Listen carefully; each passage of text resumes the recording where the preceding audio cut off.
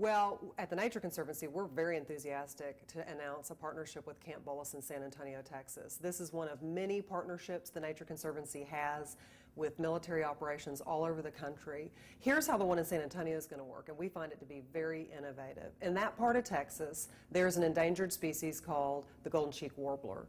And part of what we're doing in partnering with the military is identifying property owners that want to establish conservation easements on their land, which will protect the lands in perpetuity. And in this way, we get protection of the landscapes for the golden cheek warbler on the military base and on private property surrounding the military base. This is exactly the kind of partnership that the Nature Conservancy works towards because it includes so many different perspectives: private property owners, the United States military, and the Nature Conservancy.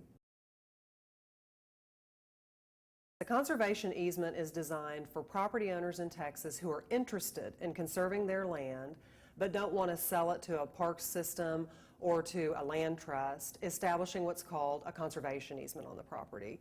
And in doing that, they restrict the property from certain kinds of uses but retain ownership of that property. And what we find at the Nature Conservancy is this is the perfect way to partner with private property owners because it allows them to maintain ownership of the land, but allows nature to win because the uses on that land are such that it protects the habitat. One of our most successful partnerships with the military historically in Texas has been at Fort Hood.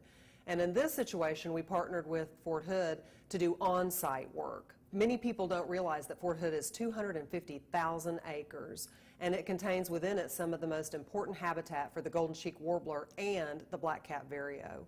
So when we came on base at Fort Hood, part of what we were trying to do was to determine from a scientific perspective how and if military operations could be conducted compatibly with habitat protection. And what we found over the years is that they are perfectly compatible. In fact, they're synergistic.